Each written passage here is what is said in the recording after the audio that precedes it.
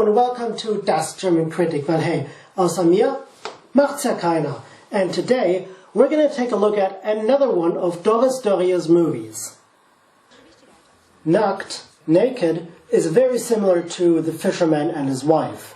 Also written and directed by Doris Dörrie, it also features an almost all-star cast, most notably Alexandra Maria Lara, who we've seen in the previous review.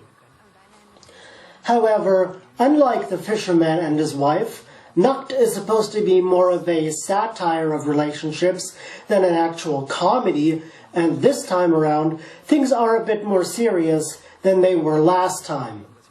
So take off your shirt and place your bets on an insane proposal as we take a look at Doris Dörrie's Nackt, Naked.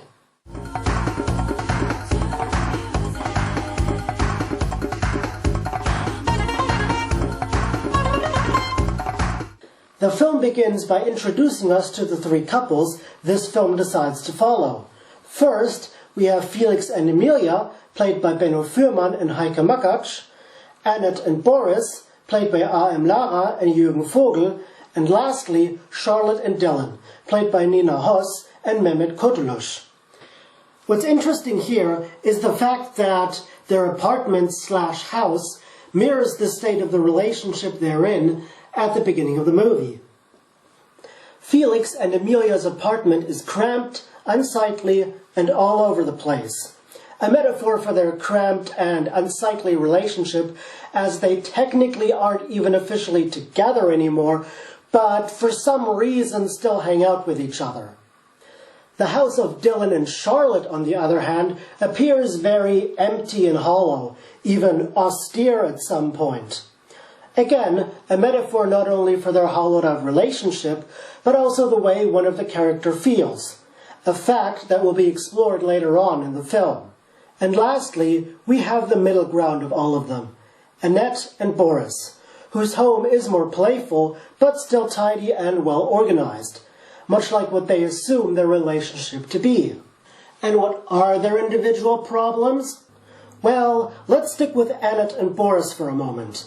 You see, Boris has a problem with the fact that his girlfriend is making more money than he is, and also, we learn that Boris is secretly planning to propose to her, but forgets the ring in his pocket.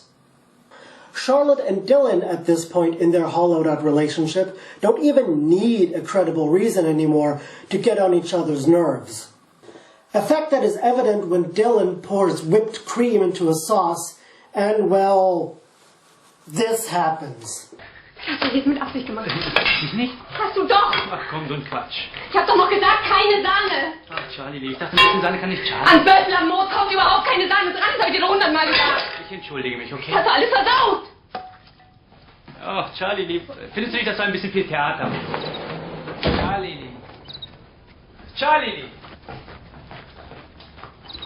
Was machst du denn da? Spinnst du? Wenn der Karpfen jetzt steht. And Felix and Emilia? Well, for starters, we found out that Emilia and Dylan used to be a couple, which for some reason still pisses Felix off. In fact, their entire scene together is talking about Dylan and Charlotte and how Felix and Emilia feel inadequate. Willst du noch einen guten Satz hören? In jeder Beziehung gibt es einen guten Tag. Einen einzigen Tag, ja? Und welcher Tag war denn ein richtig guter Tag mit uns, deiner Meinung nach? With all these problems among themselves and with each other, what would be the most sensible thing to do? That's right, a dinner party. In fact, the scene with Dylan and Charlotte we saw earlier was them getting the dinner ready. So, after a while, they all start talking couple experiments. Wusstet ihr eigentlich, dass selbst Paare, die schon seit 20 Jahren zusammenleben, noch nicht mal die Hände des anderen identifizieren können? Was ist denn das jetzt wieder für eine deprimierende Geschichte? Ich erkläre einfach nur wissenschaftliche Tatsachen. Aber deine Hände, die würde ich sogar im Dunkeln wiedererkennen. Nee. Du wirst nicht mal seinen Körper wiedererkennen, geschweige denn seine Hände. Was ist denn das jetzt für ein Käse? In Emilias Forschungsabteilung machen sie diese Versuche. Experimente. Pärchen bekommen die Augen verbunden und sollen nur über den Tastsinn den Partner erraten. Ach komm, das ist doch Quatsch. Ich werde doch meine Frau wiedererkennen. Mit an Sicherheit grenzender Wahrscheinlichkeit nicht. Wieso? Ich kann doch sie anfassen und dann ihr riechen, oder nicht? Man darf natürlich kein Parfum tragen, was du kennst oder so. Naja, jede Wette. Siehst du. Und ich darf überall hinfassen? Also überall? Überall. Also zumindest an einer Stelle bin ich absolut einmalig. Elender Angeber. Wieso? Du willst mich ja wohl wiedererkennen, oder? Ich weiß es nicht. Enticed by this, Felix then proposes they all do the same blindfold experiment they just talked about. Naturally, everyone has their problems with it, especially Dylan. But after a while, they all place their bets. And what exactly do they wager? Felix wagers the last 2,000 marks on his credit card, Dylan counters this with 10,000, and Boris, to everyone's astonishment, even bets the engagement ring we saw him take a look at earlier. They all agree, and things start to get undone from here on. Now, I can't actually show you the experiment going on, so I'll just leave you with that little screen you're about to see while I go and do some intense research.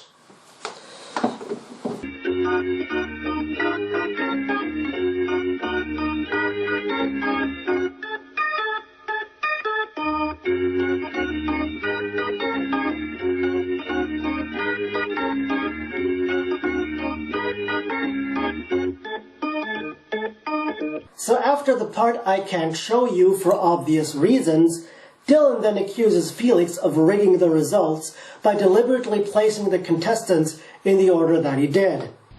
Emilia, du musst es auch schwören. Ihm glaube ich keine Sekunde. Ich habe gewusst, dass es Ärger gibt. Das ist ein richtiges Scheißspiel. Entschuldige mal bitte, du warst dir so sicher, dass du deine Frau erkennst. Du wolltest doch wetten. Du warst doch der allererste.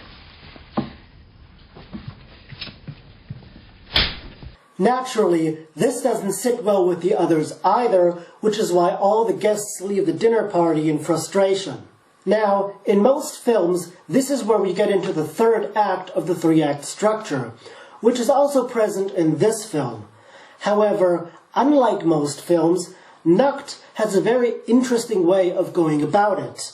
For one, we are shown how each couple deals with the new situation individually, and secondly, each couple is shown in reverse order of appearance, where first it was Felix and Emilia, then Annette and Boris, and lastly Charlotte and Dylan. We now start out with Dylan and Charlotte having to deal with the aftermath of their trashed dinner party. You see, Charlotte's main concern is that Dylan doesn't quote-unquote see her and that she feels she has become invisible to him. Du siehst mich nicht. Ich sehe dich an. Aber du siehst mich nicht. Ich sehe dich jetzt ganz genau an, so wie ich dich gestern gesehen habe und vorgestern. Ich kann dir zum Beispiel sagen, was du gestern anhattest. Gut. Das blaue Kleid mit den roten Schuhen. Ja, toll, aber es gibt ja nichts zu gewinnen. Ich dachte... Was dachtest du denn, wäre der erste Preis? Du. Ich? Aber nicht wirklich ich. So ein bisschen, Charlotte, aber nicht zu viel. Du willst, dass ich da bin, bei dir bin, dich gleichzeitig aber auch wieder freilasse. Du willst, dass ich deine Mutter bin, die dich richtig und bedingungslos liebt. Again, this is a reflection of not only the hollowed out state of their house, but also the hollowed out state of their relationship as well. What's interesting here, though, is the use of a balance shot to emphasize that everyone has their own partition within the frame. And it's only after the two finally reconcile that Charlotte finally switches over to Dylan's side. But what about the middle ground? What about Annette and Boris? Well, on their way home, their talk inevitably turns to money. Ach Mann, die Menschen, die denken immer ausschließlich an Geld. Glaub ich nicht. Doch, guck doch mal hinter all diesen ganzen Fenstern. Die Menschen, die Köpfe, das ist alles wie Rechenmaschinen. Die denken die ganze Zeit nur an Geld. Ach, wann stirbt denn eigentlich die Oma? Wann können wir erben? Warum hat dieser Idiot schon wieder so einen teuren Computer gekauft? Musste das sein mit dem Kleid? Wenn die Leute jetzt die Fenster aufreißen würden und würden rausschreien, was sie die ganze Zeit denken, würdest du nur ein Wort hören. Was? Geld. Annette, however, doesn't share Boris' sentiment and counters that what people are really looking for is a little oven. And while waiting at a bus stop, she elaborates on this a little further. Meine Hände, die haben nicht gewusst, ob das dein Speck ist oder ob das nicht dein Speck ist. Aber ich wusste, dass du überall da bist, wo ich bin, weil... So astralkörpermäßig. Ja, du kannst es nennen, wie du willst, aber solange ich dich liebe, kannst du nie wirklich abwesend sein. And, as it turns out, Boris feels the same way about it and lets her know in the typical Dörrie style of writing. So ein Busen ist auch nur ein Busen. Ein Busen ist ein Busen ist ein Busen. Und der Rest ist meine Fantasie. Ja, aber Charlotte hat einen ziemlich tollen Busen, oder? Ja, aber ein Busen ohne meinen Kopf ist einfach nur ein Busen. Aber dein Busen und mein Kopf, das ist der schönste Busen der Welt. And to prove his point even further, Boris even puts the ring on Annette's finger, and the two make up as well. So, where did he get the ring that he previously betted on this insane proposal? Well, to understand that, we have to take a look at the final chapter in the story, Felix and Emilia. Emilia is rightfully pissed off at Felix for what he did to the others, and tells him that she gave back the others their money and Boris his ring, which seems to be the most sensible thing to do in this scenario. Their talk then turns toward the subject that, deep down, Felix still does miss the time he and Emilia were together. She does as well, but comments that in the latter years, their entire relationship was just based on sex. Das hat uns doch umgebracht, nicht die Sendung mit der Maus. Ja, weil wir nicht den Mut hatten, uns wieder fremd zu werden. Dafür haben wir uns ja lieber Fremde gesucht. Klar, fremdes Fleisch ist sexy. Fremdes Fleisch ist einfach, weil es fremd ist. Felix objects, though, and recalls the moment during the scene I couldn't show you, when the two actually kissed for a brief second, meaning that there is still some attraction between the two. Emilia, of course, at first doesn't want to admit it, but after this charming and romantic scene, the two finally also make up, even though it's not clear if, in the future, they'll still be together or not. So this was Nackt, and, as you would imagine, it's quite a solid film, actually. One of the interesting things about it is how off guard it catches you. Sure, yeah, judging by the title and some of the scenes in the trailer, you would assume there to be a lot of nudity in it. But apart from the one central scene where they all try to identify each other by the shape of their bodies, it's not the Skinamax type movie you would assume it to be. And just as with The Fisherman and His Wife, this movie again features a lot of underlying themes and symbolism throughout the movie. For example, the shot at the dinner scene where everyone appears as a skeleton, symbolizing that all of them, or at least their respective relationships, are, to some extent, inwardly dead. But, as I've already said in my review of The Fisherman and His Wife, if I had to point them all out, we'd be here for ages. This was Das German Kritic, and next time, well, I think it's about time we took a look at some themed movies, like the first themed array of films on this show. Wouldn't you say so?